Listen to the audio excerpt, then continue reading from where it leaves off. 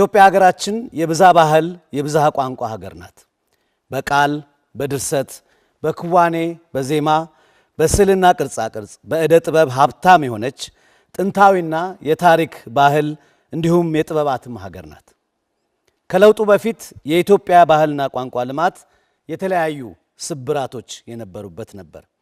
ከነዚህም እንደ ሀገር ቋንቋ የሚመራበት ፖሊሲና ስትራቴጂ ያለመኖር፣ የቋንቋ ብዝሃነት ያለመከበር፣ የመጥፋት አደጋ የተጋረጠባቸው ቋንቋዎችን መልሶ ማልማት ስራ ለመሰራት፣ ለበርካታ ቋንቋዎች ህጋዊና ተቋማዊ ዕውቅና ለመስጠትና ለብዙ ዘመናት የሀገራችን ዜጎች በአፍ መፍቻ ቋንቋቸው እንዳይማሩ በመንግስታዊና ፖለቲካ አስተዳደር እንዳይገለገሉ ያደረገውን ለሰላም እጦት ምክንያት የሆነውን የአካታችነት ችግር የነበረበት ነው።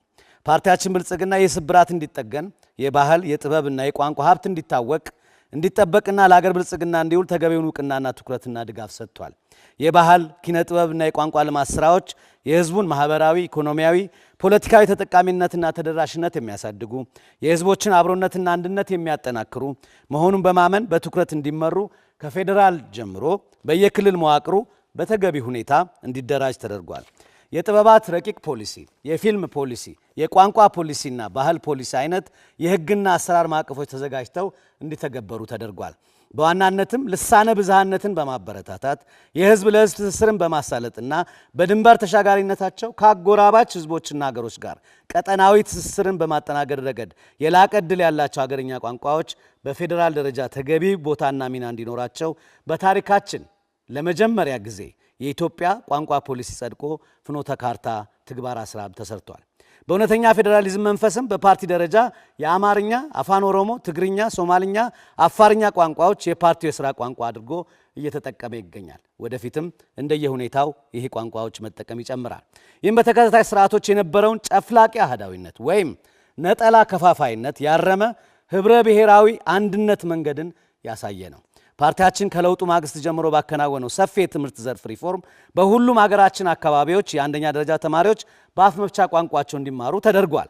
በተጨማሪም ህብረ ብሔራዊ አንድነታችንን በሚያጠናክር መንገድ ትውልዱ እንዲገነባ በአዲሱ የአጠቃላይ ትምህርት አዋጅ ሀገራዊ ቋንቋዎች በሁለተኛነት በፍላጎት እንዲማር፣ ዜጎችን ዓለም አቀፍ ተወዳዳሪ እንዲሆኑ ደግሞ ሶስተኛ ቋንቋ መማር የውጭ ቋንቋ እንዲማሩ የሚያስችል አሰራር ተዘርግቷል።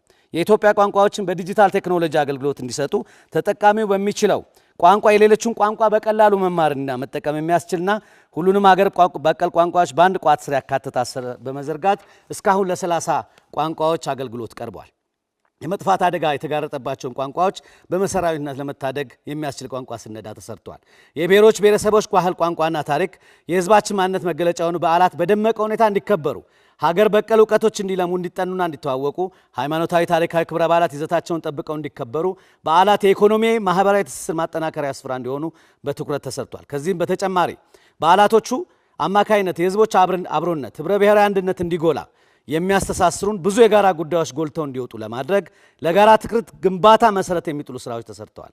የዓለም አቀፍ ጥበቃ እንዲኖራቸውም ለማስቻል በተባበሩት መንግስታት የሳይንስ የባህልና የትምህርት ድርጅት ዩኔስኮ የማይዳሰስ ቅርስነት እንዲመዘገቡ ለማድረግ በተሰራው ስራ የጊፋታ፣ ሄሬሴ፣ ፊቼ ጨንበላላ፣ የገዳ ስርዓት፣ የመስቀል፣ የጥምቀትና የሸዋሊድ በዓላት እንዲመዘገቡ ተደርጓል። በአሁኑ ወቅት በአጠቃላይ 12 ቅርሶች እንዲመዘገቡ ሆኗል። ይህም ደቡብ አፍሪካን፣ ሞሮኮን፣ ቱኒዚያን፣ ኬንያን አስከትለን አንደኛ ቅርስ አስመዝጋቢ እንድንሆን አድርጓል። በቅርስ ጥበቃ ረገድም ቤተ መንግስትን፣ የጎንደር ፋሲለደስ፣ የሐረር ጎል፣ ጅማ አባ ጅፋር አንድ ላይ 53 ቅርሶችን ለማስመዝገብም ችለናል።